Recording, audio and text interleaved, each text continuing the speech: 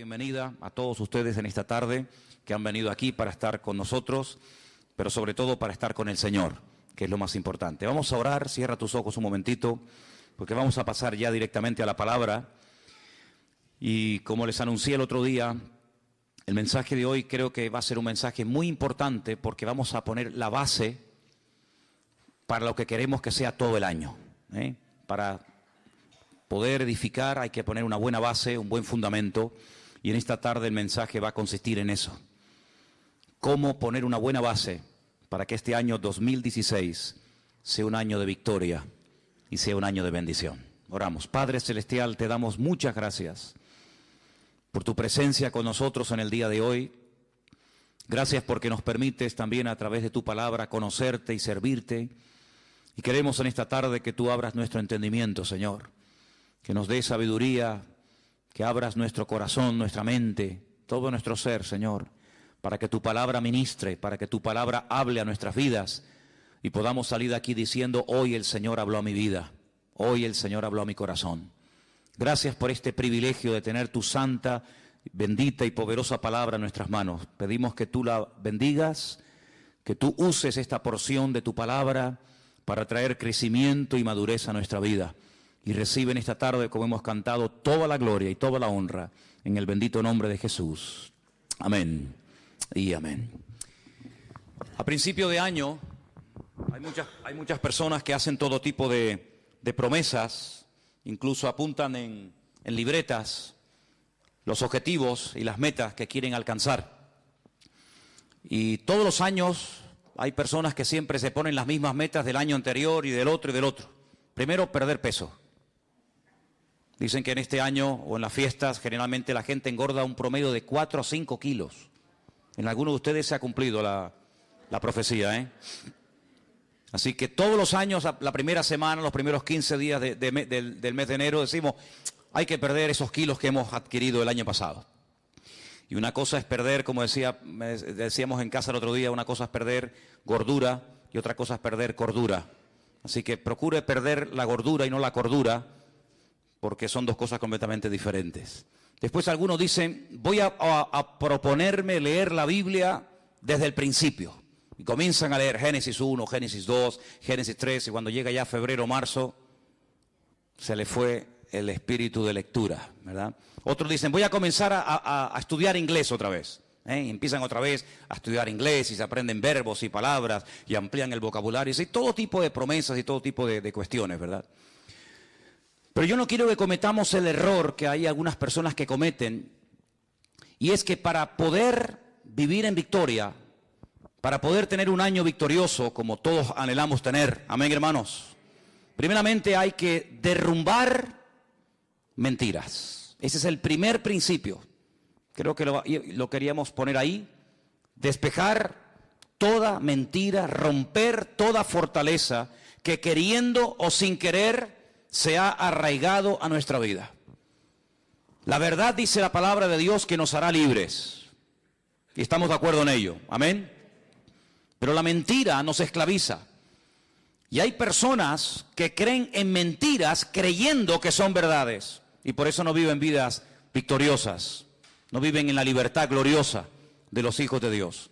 Así que antes de proponernos una meta, antes de decir voy a hacer esto, voy a hacer aquello, lo primero que tienes que hacer seriamente es romper toda mentira que esté en tu mente, que esté en tu estilo de vida.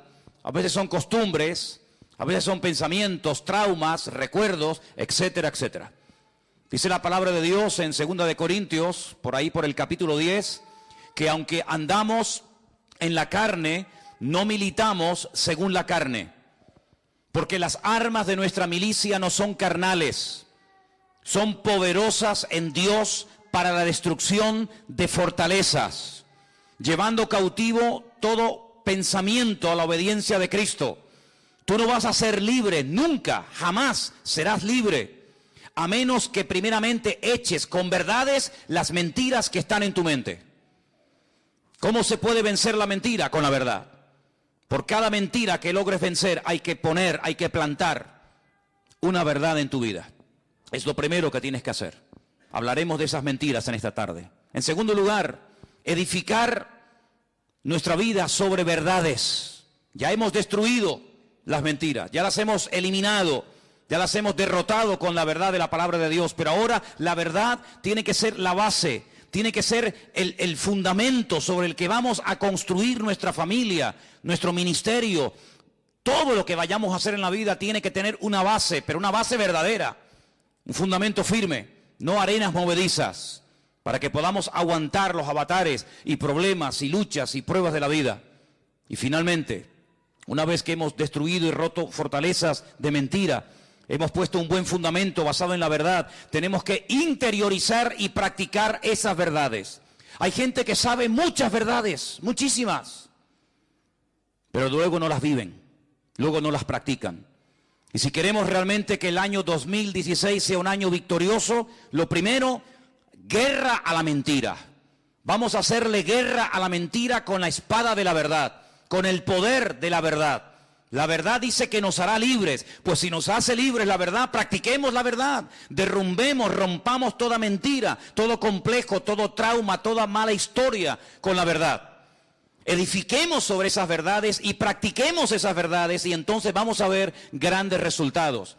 Pero decir, voy a leer la Biblia entera, voy a orar más, voy a comprometerme más con la iglesia y con el Señor, voy a estudiar más la palabra del Señor, voy a apuntarme a una escuela bíblica para adquirir conocimiento, voy a hacer y voy a hacer y voy a hacer. Pero si no has roto las mentiras de tu vida, esas mentiras van a ser como esas malas hierbas que a veces ahogan la semilla, y aunque la semilla se plantó en tu corazón, no dio fruto, porque dice la Biblia que a veces la semilla fue ahogada por las malas hierbas.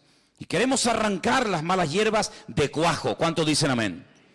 Una vez que hayamos hecho estas tres cosas, que parece muy fácil decirlo, así, muy fácil se ha dicho, pero a veces lleva toda una vida realmente el poner en práctica estos tres principios. Ahora vamos a poder enfrentarnos a cualquier mentira. ¿Por qué? Porque estamos empapados, hemos interiorizado las verdades bíblicas en nuestra vida, y automáticamente la mentira no va a encontrar lugar en nuestro pensamiento, no va a encontrar lugar en nuestras emociones. ¿Por qué? Porque estamos llenos de verdad, desde la cabeza hasta la planta de nuestros pies. La mentira no se va a poder colar en nuestros pensamientos, en nuestra forma de hablar, en nuestra forma de comportarnos. ¿Por qué? Porque estamos llenos de verdad, y la verdad nos protege. La verdad es como una muralla que el Señor construye a nuestro alrededor e impide que las mentiras penetren en nuestra vida. Y nos va a resultar mucho más fácil discernir las mentiras llenos de verdades, interiorizando y practicando verdades, que si viviéramos sin practicar la verdad. La verdad no tiene que ser algo teórico, tiene que ser algo práctico todos los días de nuestra vida. ¿Cuántos dicen amén? Hay 5 grandes mentiras que, aunque parezca mentira, valga la redundancia, muchos creyentes han creído en ellas y las practican. Y cuando hablan con otros hermanos, cuando hablan con otras personas, comparten y están todos llenos de razones y cargados de buenas razones, y están compartiendo mentiras y viven mentiras y planean su presente y condicionan su futuro en base a estas 5 mentiras de las cuales quiero hablar en esta tarde. Vamos, lo más seguro es que ninguno de nosotros nos encontremos identificados con las 5 grandes mentiras, pero seguro que más de uno de ustedes, con estas 5 mentiras que voy a compartir, con alguna te vas a ver tremendamente reflejado. ¿Estás dispuesto a exponerte a que esta tarde el Señor meta el dedo en la llaga y te diga, estás creyendo una mentira y por eso así te va, y por eso no ves más la gloria del Señor en tu vida? ¿Estás dispuesto? La verdad nos compromete. La verdad es como un espejo que ponen delante de nosotros. Y cuando nos ponemos delante de un espejo, si te ves mal, no le eches la culpa al espejo. Si te ves gordo, si te ves feo, si te ves como te veas, no te enfades con el espejo. El espejo proyecta, el espejo refleja lo que ponen delante. Y por eso quiero hablar en esta tarde acerca de estas 5 mentiras. La primera mentira es, no me caso, no nos podemos casar todavía porque no tenemos dinero. Ustedes dirán, qué tontería. ¿Seguro? ¿Saben la cantidad de parejas? ¿Saben la cantidad de creyentes, jóvenes, que les gustaría formar una familia, que les gustaría casarse, que le gustaría vivir con él o con ella toda su vida, pero dicen, no nos podemos casar porque no tenemos dinero. ¿Y no será que no tienes dinero porque no te has casado?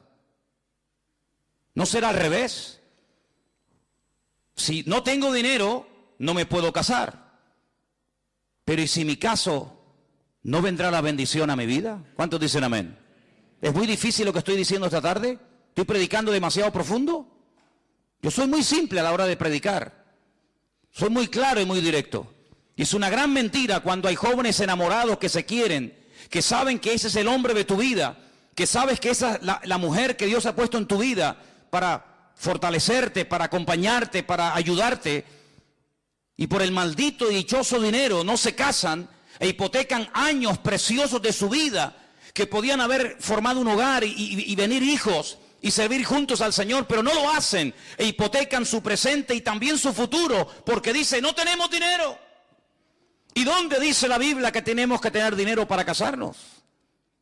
Porque si la Biblia lo dijera, yo tendría como predicador, como pastor, la obligación de decirte, hermano, usted no se puede casar mientras usted no tenga dinero. Pero como la Biblia no lo dice, ni en ninguna parte de la Escritura encontramos que el requisito básico e indispensable para que dos jóvenes enamorados se puedan casar y formar una familia es tener dinero, no te lo puedo enseñar. Hay bendiciones que no vienen porque la gente no está dispuesta a pagar el precio. Porque hay algo que yo quiero que en este culto y a lo largo de todo este año interioricemos, y por eso quiero que lo proyectemos ahí para que lo lean y lo digan conmigo en alta voz. La falta de fe es la causa de la mayoría de los problemas. ¿Cuántos dicen amén? ¿Lo tenemos ahí? Léalo fuerte, por favor, quiero oírles. La falta de fe es la causa de la mayoría de los problemas. Otra vez, la falta de fe es la causa de la mayoría de los problemas. No es la falta de dinero, es la falta de fe. Por eso te pregunto, ¿la fe qué es? No es fiarse de Dios. No es creer que si obedezco al mandato del Señor y doy un paso, el Señor me sorprenderá y abrirá las ventanas de los cielos y suplirá toda necesidad. Dios suple a los solteros las necesidades que tienen como solteros. Y Dios suple a los casados las necesidades que tienen como casados. Dios suple las necesidades de los matrimonios sin hijos porque no tienen la necesidad de alimentar o de cuidar o de educar a hijos. Pero en el momento en el que los hijos vengan, la provisión de Dios será mayor. ¿Por qué? Porque también los gastos serán superiores. En otras palabras, según tú vivas, según la condición en la que te encuentres, así verás la gloria del Señor en tu vida y así el Señor te tratará. Si como soltero no tienes tantos gastos como se tiene evidentemente cuando uno se casa y no tienes las responsabilidades de atender un hogar, ¿para qué quieres tanta provisión de Dios? La provisión de Dios es proporcional a la necesidad que tienes en el momento en el que vives. Si no hay necesidad de criar hijos, Dios no te va a dar medios para criar hijos. ¿Por qué? Porque no los tienes. Pero en el momento en que los tengas, en el momento en el que necesites comprarle libros, ropa, zapatos, etcétera, etcétera, el Señor te dará todo eso por añadidura, porque el Señor nunca le deberá nada a nadie. ¿Cuántos dicen amén? Así que si hay alguien aquí en la iglesia o alguien que nos escucha por internet y está frenando la bendición en su vida, porque hermanos, hay personas que frenan, que detienen la bendición de Dios, está sobre sus cabezas, pero no se mueven, no se fían de Dios, quieren moverse en su seguridad. Y si yo les contara la falsa seguridad que produce el dinero, se quedarían con la boca abierta de ver gente que hoy tenían su futuro arreglado, lo tenían todo dispuesto y preparado para pasar una buena vejez, y así, en un minuto, se les fue todo. ¿Cuántas personas ahorraron? ¿Cuántas personas metieron en bancos, en fondos de pensiones, sus ahorros, pocos o muchos? Y por las razones que no vamos a entrar ahora a cuestionar, lo perdieron absolutamente todo. Ahora podemos entender por qué la Biblia nos enseña, bienaventurado el varón que confía en el Señor su Dios y no en el hombre. ¿Cuántos dicen amén? Si estás enamorado y el Señor te ha mostrado que ese es el hombre de tu vida, que esa es la mujer que Dios ha puesto en tu camino, da el paso de fe. Obedece al Señor. No te expongas a la tentación. No entres en un terreno peligroso por miedo a que Dios te va a fallar. ¿Y de qué voy a vivir? ¿Y qué voy a comer? ¿Y qué voy a vestir? ¿No le suenan estas palabras? ¿No le suenan estas palabras? Me llama la atención que hace 2000 años atrás, nuestro amado y querido Señor Jesucristo dijo: los gentiles, la gente que no me tienen a mí, la gente que no me conoce a mí, la gente que no cree en mis promesas, están todo el día dándole vueltas a la cabeza qué voy a comer y qué voy a ponerme de ropa y dónde voy a ir y cómo voy a pagar esto. Así hablan los gentiles. Escucha un par de minutos a un inconverso y al momento te darás cuenta, este no tiene el Dios que yo tengo. Hace unos días una persona de este barrio me dice: para mí el 2016 va a ser exactamente igual que el 2015. Simplemente que en vez de poner en un papel 15, cambiaré un numerito y pondré 16. Qué triste llegar a una cierta edad en la vida y ver una persona que para él es lo mismo el 13, el 14, el 15, el 16, el 20 o el 40. ¿Por qué? Porque no tiene un Dios grande. No conoce a un Dios poderoso como el que tú y yo tenemos. ¿Cuántos dicen amén? Yo no me quiero poner como ejemplo de nada. Pero si algún día quieren saber en qué condiciones, cómo nos casamos Elena y yo, la verdad es que a veces me río cuando veo gente que dice: es que no me caso porque no tenemos dinero.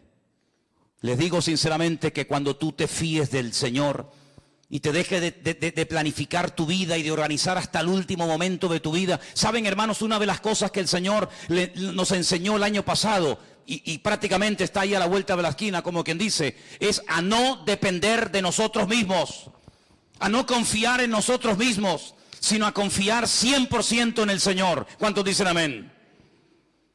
Y en este tiempo de crisis, muchos hermanos vieron más la gloria y la provisión de Dios que cuando tenían abundancia y les sobraba de todo. Porque como dije recientemente en uno de los cultos más atrás, en la Biblia se nos enseña a vivir el día a día y no el mes a mes. Dice la Biblia: el pan nuestro de cada día, dánoslo hoy. Si el Señor te ha respondido y te ha mostrado y hay confirmación y hay paz en tu corazón de que ese es el chico, la chica, el hombre, la mujer de Dios para tu vida, adelante, adelante. Y el Señor, la bendición que está sobre tu cabeza, te la derramará y te quedarás sorprendido y después vas a decir: ¿por qué no me casé antes? ¿Cuántos dicen amén? La segunda gran mentira que muchos creen, y no te puedes imaginar cuántos creyentes creen en esta gran mentira, es que yo sé que Él es el hombre de mi vida, yo sé que ella es la mujer de Dios para mi vida, pero no nos podemos casar, porque si nos casamos, me quitan la paga. Porque ustedes saben que en este país, no sé los viudos, pero a las viudas reciben una paga de 150.000 euros mensuales. ¿Sabían eso, no? ¿No? En España a las viudas les dan 150.000 euros mensuales. Ay, perdón, 400. Exagerado soy. ¿Qué estaría yo pensando? 400 euros le dan, nada más o menos. 500. Pero hermanos, 500 euros es un billete, ¿sí o no? ¿Los han visto alguna vez? Algo dice, no. Bueno, existen, hermano, existen. Son rosaditos, pero hay poco. No están mucho en las iglesias. Suelen estar por Suiza, paraísos fiscales, de banco en banco, de casino en casino. No les gustan mucho los cultos, no frecuentan mucho los cultos. Las moneditas sí. Hola, ¿qué tal? Vengo del culto. Esta mañana estuve en la iglesia bautista. ¿Dónde vas? Estar a la iglesia de Manolo. Eso sí, eso se van. Son muy espirituales las monedas. Los de 500 son carnales, no les gusta pisar una iglesia, no les gusta nada el Señor. No sé por qué será, pero existen. Hermanos, ¿sabe qué? A veces somos muy propensos a cuestionar y a criticar a ciertos y determinados personajes de la Biblia por lo que hicieron o por lo que dijeron. Decimos, pero Pedro, ¿cómo pudiste negar del Señor? Dudar del Señor y ahogarte cuando estabas caminando por encima de las aguas y viste al Señor a tu lado? ¿Cómo pudiste dudar? Hermano, ¿y nosotros? ¿Y nosotros? ¿Y cómo pudo Moisés bajar de la montaña después de haber estado 40 días de ayuno y oración y tirar por el suelo la obra de Dios, las tablas de los 10 mandamientos en un momento de enfado? ¿Cómo pudo hacer aquello? Ay, hermano, ¿y usted y yo? No hemos perdido nunca los nervios ni nos hemos enfadado, todos los hemos hecho perfectos. ¿Y cómo pudo fulanito? ¿Y cómo pudo David? ¿Y cómo pudo menganito hacer tal y aquello? Ay, hermano.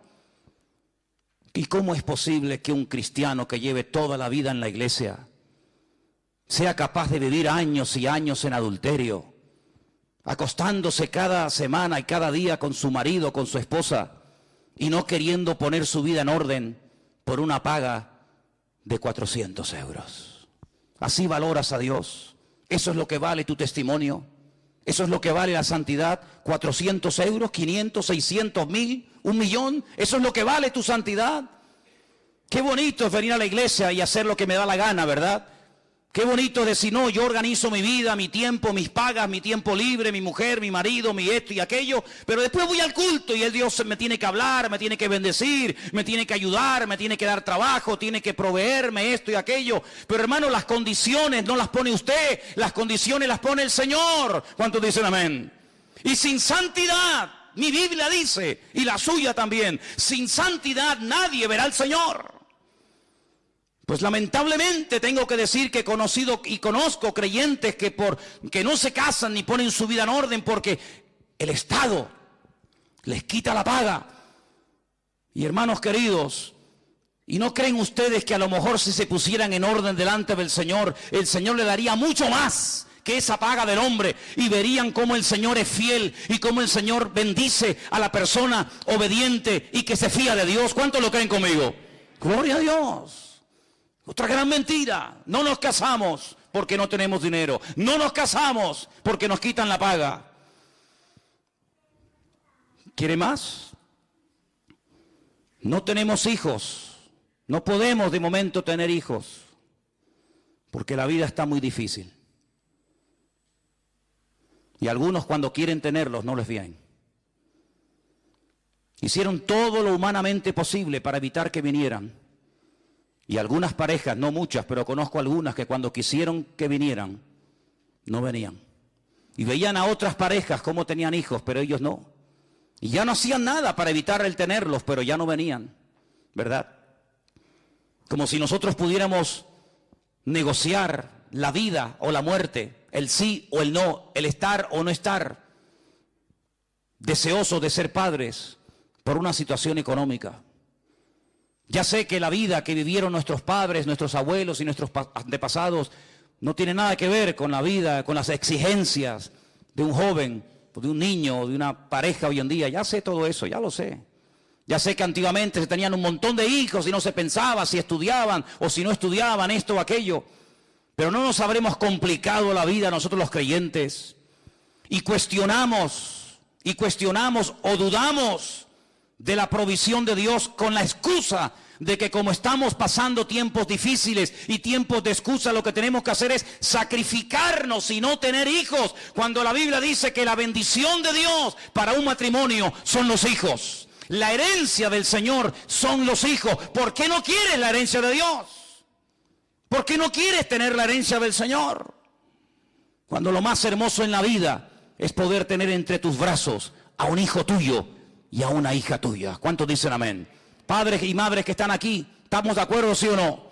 Lo más hermoso del mundo es tener un hijo y tener una hija. Lo más hermoso. No hay gozo, no hay alegría más grande en la vida que tener a un pequeñín corriendo por tu casa. Hermano, perdonen la expresión, pero hasta cuando hace caquita, hasta te alegra, porque la caquita de tu hijo es la más especial de la tierra. Es increíble. Y se la enseñamos, mira cómo la hace, mira cómo es. Y el otro dice, hermana, por favor. No, pero es hermosa, hermana. Es increíble, hermanos, cómo se pierden esa bendición tantas parejas. ¿Cuántas parejas se pierden esa bendición? No crean esa mentira, es una mentira, es una mentira. ¿Cómo que yo tengo que estar sobrado económicamente para poder tener hijos? ¿Pero qué te crees que eres tú? ¿Dios o qué? Es el Señor el que organiza nuestra vida, no somos nosotros. Pero vivimos en un contexto, en un sistema que nos ha engañado y nos ha cegado, creyendo que nosotros hasta podemos organizar nuestra vida. Cuando la Biblia dice, no vivo yo, mas vive Cristo en mí. Y te vuelvo a repetir, en el momento en el que vengan los hijos y vengan más necesidades, evidentemente, también vendrán más bendiciones de parte del Señor. Si tienes 3 hijos, Dios te proveerá para 3 hijos. Si tienes 10, Dios te proveerá para 10. Y si tienes 500, que lo dudo, pues para 500 el Señor te suplirá. No tienes que tener ningún temor. ¿Cuántos dicen amén? No tengan ningún temor. Es más, tener hijos cuando te sobra, lo hace cualquiera. No tienes que ser ni creyente. Si tienes 1 millón de euros en el banco y ganas un sueldazo tú todos los meses y tu mujer otro tanto, bueno, sí. ¿Y no será que después quieres viajar y conocer mundo y ir por aquí, ir por allá y los hijos son un estorbo y ya nos van a frenar y nos van a cortar la libertad? Entonces, ¿qué quedamos? No tenemos hijos porque no tenemos dinero. Y cuando tenemos mucho dinero queremos pegarnos la gran vida y de momento vamos a disfrutar.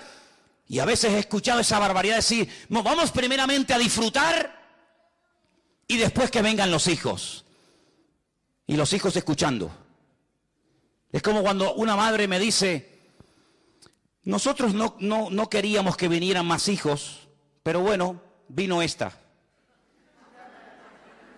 Y recuerdo una vez que una niña se quedó mirando a su mamá y le dijo, esto es verdad, ¿eh? Mamá, ¿tú no querías que yo viniera? No, calla, hija, que tú no son conversaciones de adultos. Sí, entienden. Claro que, ¿cómo no van a entender? ¿Son tontos o qué? Entienden más que lo que tú te crees.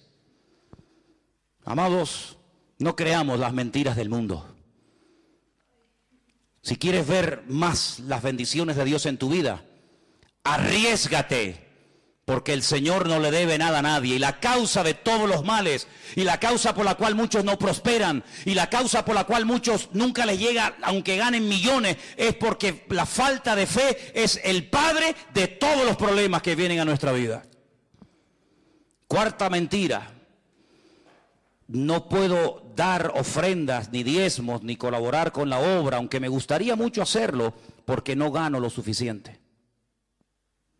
Y algunos se lo creen. Dice, no puedo dar una ofrenda especial, no puedo ir al campamento, pero me gustaría pagarle a 4 o 5 jóvenes o hermanos para que vayan, o me gustaría mandar una ofrenda para comprar Biblias, o me gustaría ayudar más a la obra de Dios, pero no puedo porque gano poco dinero. Y algunos se lo creen y se llaman cristianos y llevan toda la vida en la iglesia. Y así como organizan su vientre, organizan su tiempo y organizan su dinero y organizan todo. Y son como mini dioses, dioses en miniatura. Organizo mi tiempo, organizo mi vida, organizo mi vientre, organizo todo lo que hago y todo lo que digo. Dice la palabra de Dios, y quiero llevarles a un pasaje que gracias al Señor están todas las Biblias nuestras en esta tarde, y está en el último libro del Antiguo Testamento, en el libro del famoso profeta Malaquías. En el libro del profeta Malaquías, en el capítulo 3, dice en el verso 6, Malaquías 3:6. ¿Lo tienen, hermanos? Lo vamos a poner ahí en la pantalla para que lo podáis leer si queréis. Porque yo, el Señor, no cambio. Nosotros sí. Hace unos días estábamos buscando fotografías y nos quedamos sorprendidos cómo hemos cambiado todos, ¿eh? Cómo hemos cambiado.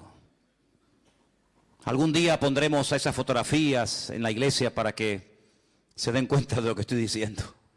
Pero dice la Biblia, yo no cambio, dice el Señor. Por esto, hijos de Jacob, no habéis sido consumidos.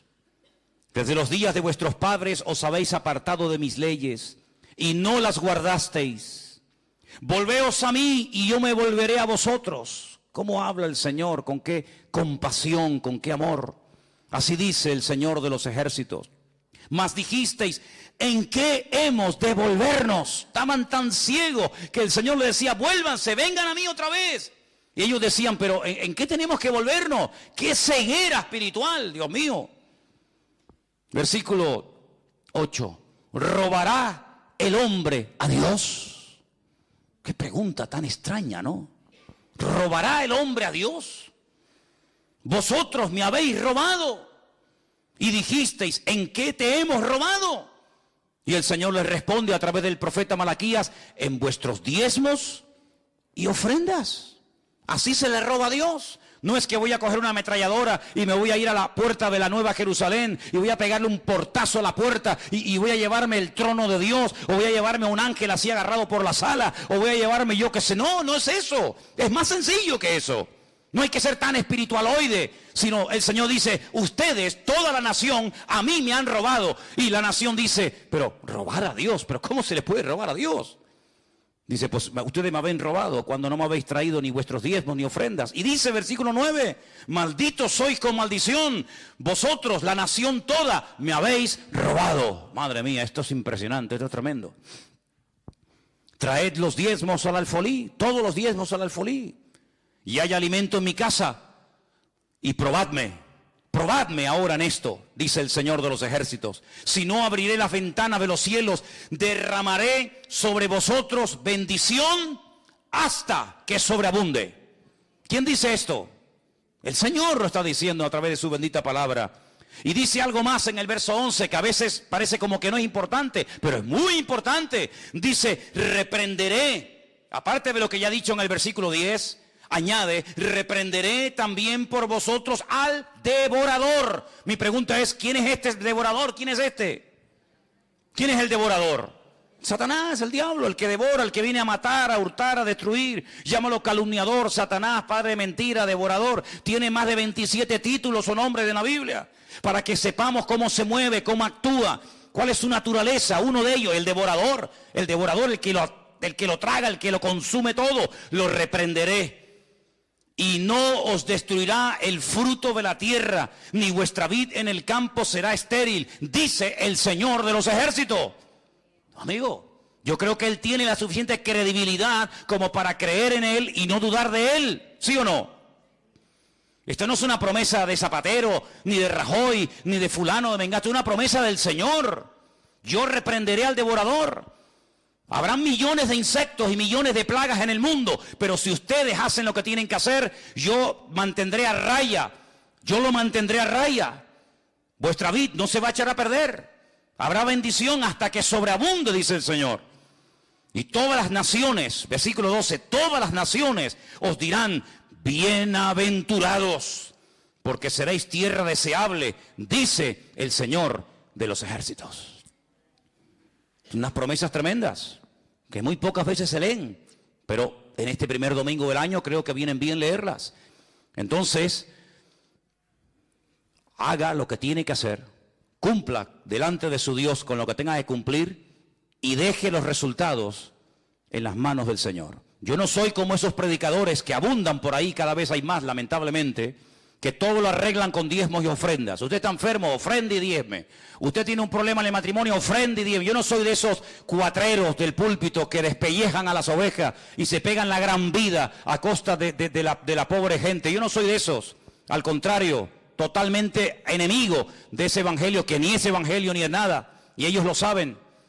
Pero sí soy una persona que cuando la Biblia dice algo, mi obligación es decirlo.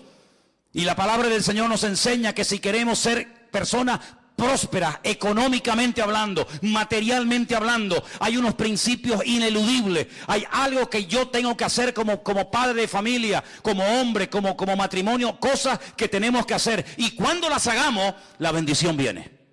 Eso sí dice la Biblia. Y yo se lo dejo ahí para que usted lo analice y coma el pescado y deje las espinas a un lado.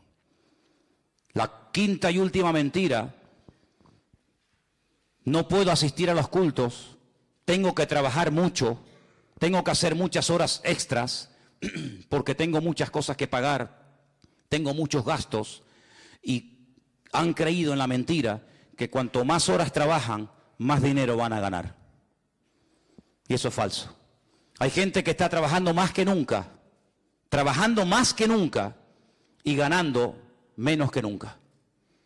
¿Qué le parece? No puedo ir al culto el jueves. ¿Por qué? Pues estoy trabajando. No tengo que hacerlo, pero yo voy a quedarme porque tengo que hacer horas extraordinarias. El domingo tampoco puedo ir, y al retiro este de febrero no cuenten conmigo. Ay, cómo me gustaría ir, pero no puedo porque tengo... Cuando dice la palabra de Dios, buscad primeramente el reino de Dios y su justicia. Y todas las demás cosas vendrán por añadidura. Yo me imagino, y por eso me adelanto, para que no se infiltre esa mentira entre nosotros con este anuncio que acabo de dar hace un instante del retiro para el mes de febrero, que algunos ya habrán dicho en su corazón, ¿cómo me gustaría ir? Pero no tengo dinero. Y si tú supieras que es al revés, lo primero que tienes que hacer es, yo voy a ir, porque si yo voy a ir, el Señor me va a dar el dinero para poder ir. Yo he ido docenas de veces a Israel. Jamás en mi vida me he preguntado cómo voy a ir. El Señor, cuando ve que hay en el corazón de una persona un deseo genuino y real de conocer y de visitar su tierra, el Señor a esa persona milagrosamente le provee todo lo necesario para que pueda ir. Hace años que aprendí, y lo aprendí, y ahora les voy a contar un testimonio que por poco me cuesta la vida. Aprendí que mi agenda y aprendí que mis necesidades, quien las suple es el Señor. En el año 90, fíjate lo que ha llovido, algunos de ustedes ni habían nacido. En el año 90, en enero del 90, yo me encontraba en lo alto de una montaña en Galicia orando. Tenía un coche muy lindo que me habían regalado mis suegros. Yo lo quería vender porque mi ilusión era ir a Argentina, en aquellos años del gran despertar y del gran avivamiento del Señor en aquel país. Yo quería ir allí. Y mis planes, mis proyectos, mis ideas geniales y maravillosas eran vender el coche. Y como en aquellos tiempos la vida allí era tan económica, pues yo lo que quería era vender el coche, comprarme los billetes que se compraban en aquella época de segunda mano, una cosa que suena impensable hoy en día. Personas que venían a España y vendían el billete de vuelta. ¿Qué te parece? Y llevarme un dinerito para estar allí unos meses y ver el mover de Dios allí. Y yo oraba y confiaba de que ese coche me iba a proveer mis necesidades. Pero la pregunta es, ¿quién es el que suple nuestras necesidades? ¿El coche? ¿El oro? ¿El trabajo? ¿Quién suple las necesidades de un creyente?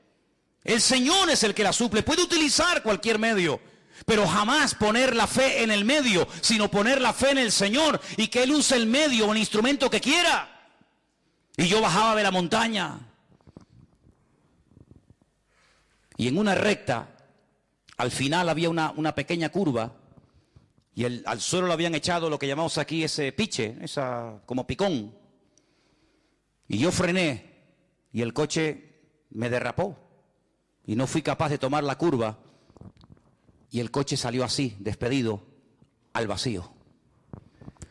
Esa sensación de ir en una especie de montaña rusa sin raíles, porque cuando vas en la montaña rusa, sabes que de alguna manera, pero esa sensación de caer al vacío y esa cosa que te da aquí en el estómago, es una sensación terrible. Recuerdo que yo no llevaba el cinturón de seguridad puesto, me agarré al volante, apreté con todas mis fuerzas hacia atrás, hice la oración más corta y más ungida de toda mi vida. Jamás en mi vida he orado con tanta fe y a grito, solamente me dio tiempo de decir, Señor, sálvame.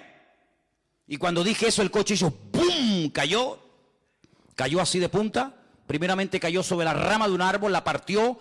Eso fue lo que gracias a Dios me amortiguó y cayó así de punta, el coche quedó así. Por este lado recuerdo que había como una roca, una pared, no podía salir. El cristal, la luna adelante, salió entera y al momento de salir entera los limpiaparabrisas entraron para adentro. Y yo notaba que algo estaba cayendo del techo. Yo pensaba que era gasolina y que iba a explotar. Es una cosa tan terrible. Y yo miraba para el techo y decía, pero yo no veo que cae nada. Y cuando hice así me toqué y tenía todas las manos llenas de sangre.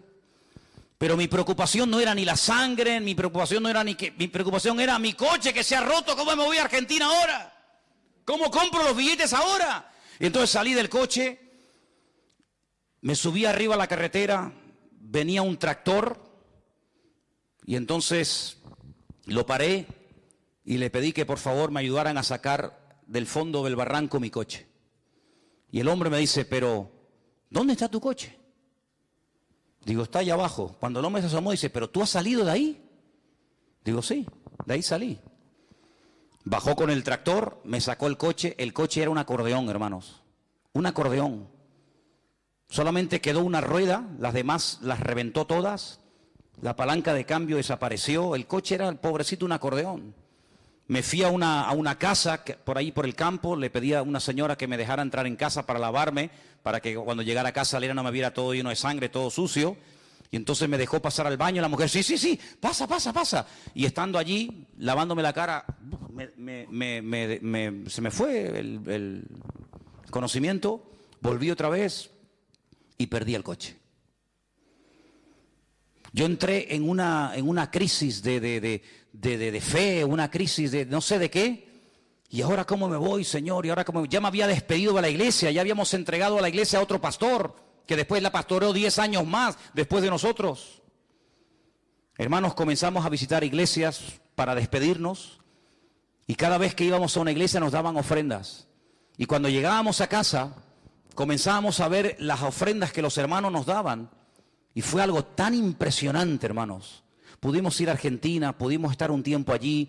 El Señor, el tiempo que estuvimos allí, viviendo totalmente por fe, nos permitió recorrer el país de punta a punta. El Señor suplió todas nuestras necesidades de una forma milagrosa. Fuimos con billete de ida y no con billete de vuelta. Pero cuando teníamos que volver, una iglesia puso unas cajas de cartón así, la iglesia Santuario de Fe en la ciudad de Rosario, en Argentina, Pastor Norberto Carlini, y puso unas cajas y dijo, hermanos, Manolo y Elena han sido una bendición para nosotros este tiempo que han estado aquí, vamos a bendecirlo. Ellos han sentido volver a su tierra y la gente comenzaba a pasar y llenaban cajas de billetes y pudimos comprar los billetes de vuelta. Y por si esto fuera poco, años más tarde, mi hija se enamora de un argentino. Y esa fue la guinda que coronó el pastel, ¿no? De la misma ciudad donde vivimos nosotros. Amados, si no estamos dispuestos a pagar un precio, seremos toda la vida cristianos mediocres. Iglesias de barrio, pobrecitas, que no tienen una visión mucho más allá que simplemente pagar la luz y el agua y sobrevivir mensualmente. Hermanos, tenemos que ampliar nuestra visión. Tenemos que creer que nuestro Dios es un Dios grande, que no lo limita nada ni nadie, pero sí nosotros podemos llegar a limitar a nuestro Dios con nuestra forma de hablar, creyendo en estas 5 mentiras, que simplemente he mencionado 5, podría mencionar otras más. Pero tenemos en este año que producir, activar nuestra fe de tal manera que podamos ir mucho más allá de lo que, gloria al Señor, hasta el día de hoy hemos podido llegar, porque nuestro Dios es el Dios todopoderoso. ¿Cuántos dicen amén? Y por eso he reservado para el final 2 versículos que los leía en estos días y son realmente impresionantes. Quiero llevarles un momentito al libro de Deuteronomio, el capítulo 7 y el capítulo 8. Y voy a leer 2 versículos y explicarles brevemente algo para que os deis cuenta, como un agregado más, que no solamente hay que romper mentiras y edificar sobre la verdad y poner en práctica las verdades aprendidas semana tras semana, mes tras mes, sino que hay algo que he querido dejarlo para el final como una especie de postre que nos ayude a ver durante este año la bendición de Dios en nuestra vida. Deuteronomio capítulo 7 se leyó desde el 12 en adelante, pero el versículo 12, Deuteronomio 12, yo lo voy a leer en otra versión. Creo que nos va a ayudar a comprenderlo un poquito mejor. Dice el versículo 12, según esta versión que yo lo voy a leer ahora. Y como consecuencia de haber escuchado estos mandamientos y de haberlos guardado y de haberlos llevado a cabo, el Eterno tu Dios guardará para ti el pacto y la bondad que Él juró a tus antepasados. Fíjate, como consecuencia de, no como algo automático, no como algo que se produce instantáneamente, sin ningún tipo de esfuerzo por mi parte, sino como consecuencia de haber puesto en práctica los mandamientos del Señor, como consecuencia de haber interiorizado y de haber vivido y de estar viviendo en la verdad. La consecuencia directa de eso es que el Señor cumplirá con su pacto que ya había dado a nuestros padres en el pasado. Miren, hermanos, hay algo muy interesante que los judíos han hecho durante mucho tiempo, y a ellos les ayuda todos los años a tener un ciclo de lecturas, empezando por el libro del Génesis y terminando por el libro de Deuteronomio, independientemente de otros libros, independientemente de otras lecturas. Ellos han dividido en más de 52 porciones estos 5 primeros libros de la Biblia, que nosotros llamamos el Pentateuco y ellos lo llaman el Humash, la Torá. Ellos leen a lo largo de un ciclo que dura un año, de octubre a octubre, estos primeros 5 libros de la Biblia, y a cada una de estas porciones le han puesto un nombre. Y así, simplemente mencionando el nombre, ya saben de qué libro y de qué porción estamos hablando. Hay una porción que empieza en Deuteronomio 7:12, el versículo que yo les acabo de leer. Y el nombre que le han puesto a esa porción, que va hasta otros capítulos, se llama Ekev. Ekev. Y la palabra Ekev significa talón, el calcañar. Y uno dice, ¿y qué tiene que ver la palabra Ekev con esta porción de la Biblia? Claro, usted lee el versículo 12 y la palabra talón no la ve por ninguna parte, ¿verdad? Usted ve la palabra talón en el versículo 12 por ninguna parte, pero en hebreo está. En hebreo está. Y es interesante notar, cuando uno lee el libro de Josué, que cuando ellos van a entrar a tomar posesión de la tierra, por fin, después de 40 años de dar vueltas y vueltas y más vueltas en el desierto, hay algo que tienen que hacer los sacerdotes. Ustedes lo pueden leer en Josué capítulo 3, del 13 al 17. Cuando lleguen en casa, lo leen tranquilamente. Josué 3, del 13 al 17. El Señor le dice a Josué, dile a los sacerdotes que portaban el arca, que cuando ellos entren y mojen sus calcañares, sus tobillos, cuando las plantas de sus pies entren a las aguas del río Jordán y se queden firmes, quietos, sin moverse en medio del río Jordán, las aguas que vienen del norte de Israel se detendrán. Y evidentemente las aguas que van hacia el sur, que entran en el Mar Muerto, se irán. Y se producirá un vacío, y entonces aprovechen para penetrar y cruzar el río Jordán y tomar posesión de la tierra prometida y conquistar la tierra de Jericó. Fíjate qué interesante, no dice cuando se mojen la cabeza o metan la mano, sino cuando se mojen las plantas de los pies de los sacerdotes. Tenemos una expresión que muchas veces decimos, hay que mojarse, amigo, mójate, mójate, cuando le hacen una pregunta en la televisión a una persona, a ver, ¿quién va a ganar, fulano o mengano? Y dice, bueno, no, mójense, mójense. Habéis visto esa expresión, ¿verdad? ¿La habéis escuchado? Probablemente venga de ahí. En otras palabras, hay 2 millones de personas esperando a ver qué van a hacer ustedes. En otras palabras, la tierra va a ser conquistada. Vamos a poder pasar de la rutina a la libertad gloriosa de Canaán cuando ustedes decidan que las cosas cambien. Ya hemos estado demasiado tiempo en el desierto dando vueltas.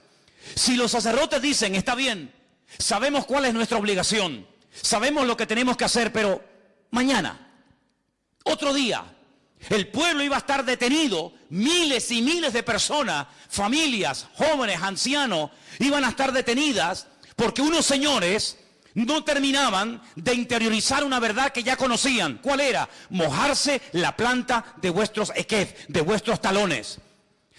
Una vez que ustedes hagan su parte, el milagro se producirá. Y como resultado, como consecuencia de haberse producido el milagro, toda esta nación será afectada positivamente. De ustedes depende. Ahí está la tierra, yo estoy con ustedes, nadie les podrá vencer jamás, aunque sean más numerosos, aunque estén mejor armados, aunque sean más fuertes, no pasa nada. aquí empieza hoy un cambio. Aquí empieza hoy un principio de una vida nueva. De ustedes depende, amigos. Esa es una explicación. La otra explicación es que en el versículo 12 el Señor dice: cuando ustedes cumplan y pongan en práctica estos decretos que yo les mando hoy, y habla de decretos en plural, mishpatim. En otras palabras, cuando la gente menosprecia algo, es como si lo pisotearan. Dice: no echéis las perlas a los cerdos, no sea que las pisoteen y se vuelvan contra vosotros. Es decir, lo que la gente menosprecia, como la obediencia al Señor, como la fidelidad al Señor, como poner nuestra fe y nuestra confianza en Él, lo que la gente menosprecia y pisotean con sus pies y con sus talones, vosotros cumplidlos. Y cuando lo cumpláis, entonces podréis ver la gloria de Dios, y el pacto que hice con vuestros padres se cumplirá, y veréis la bondad y la misericordia del Señor.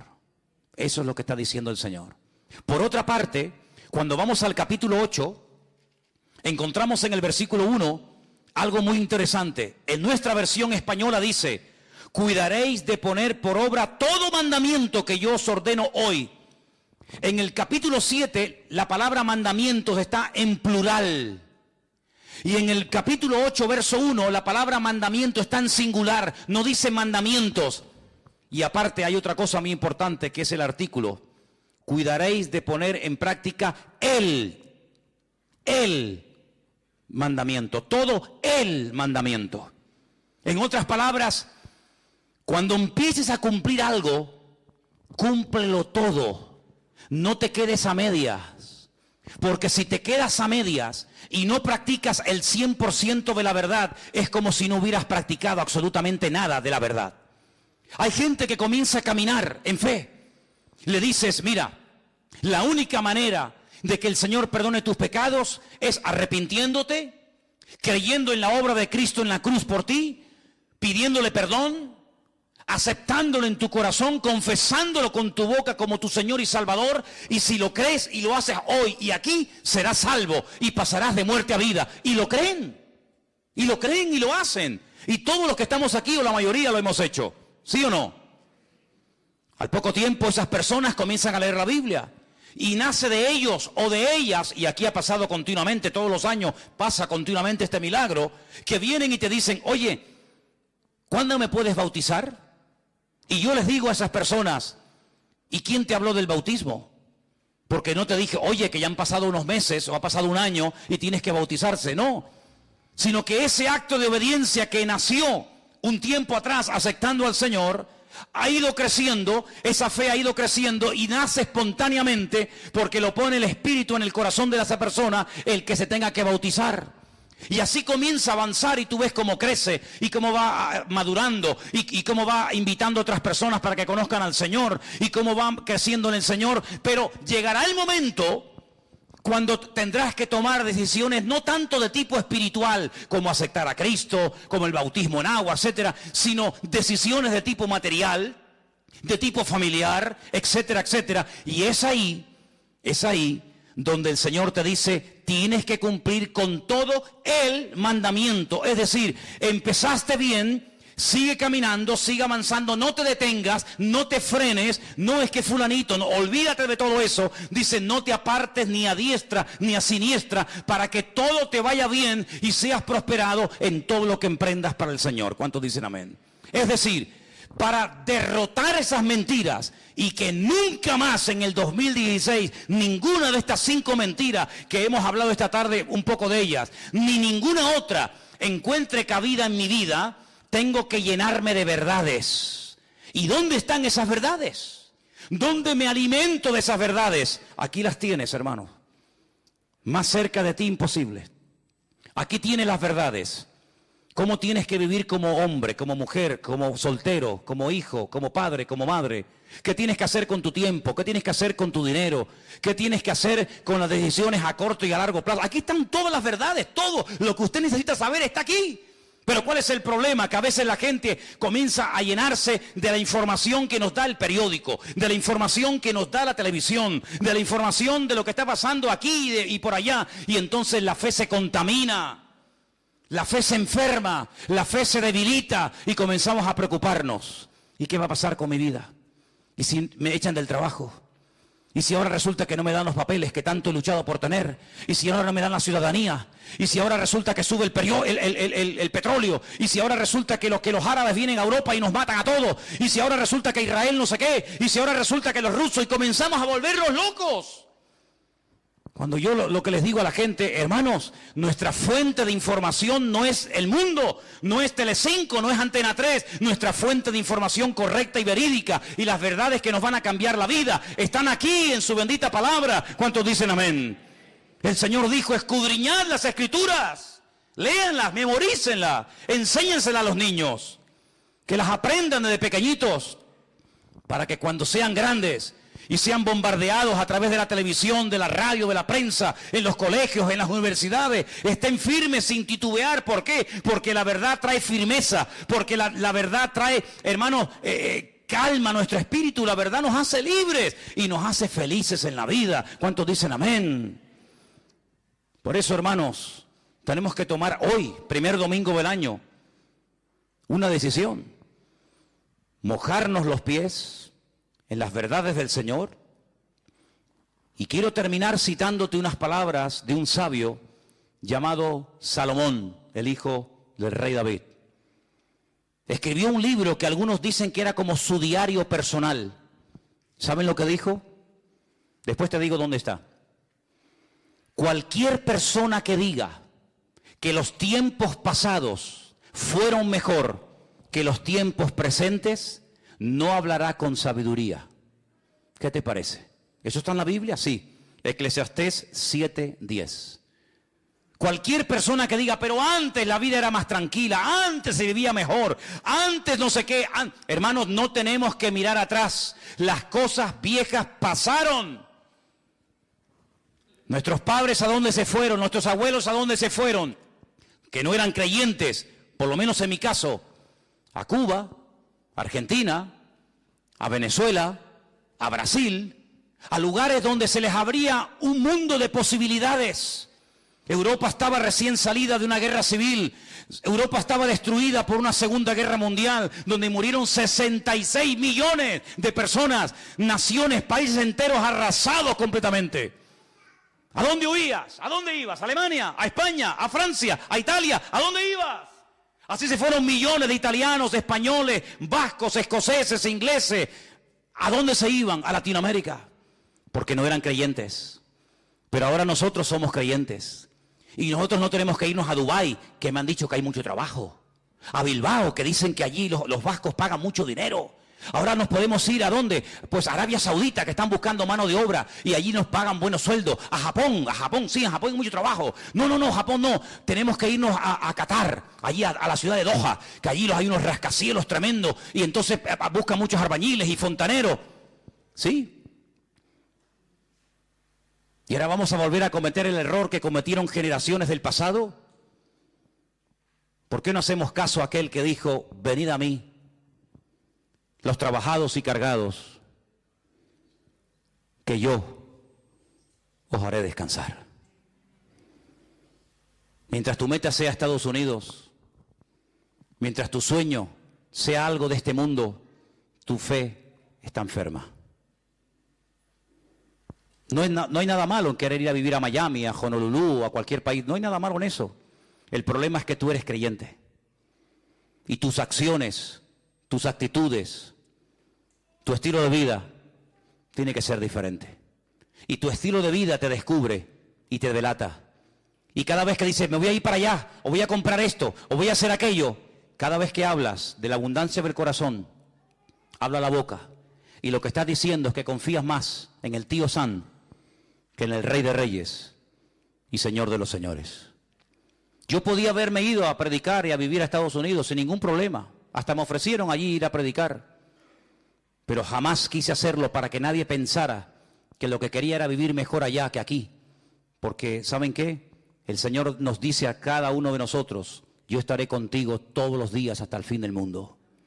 Y el Dios de aquí es el mismo que el Dios de allá. Si usted como creyente necesita ir a otro lugar para ver cómo sus necesidades son cubiertas, su cristianismo para mí no es nada atractivo.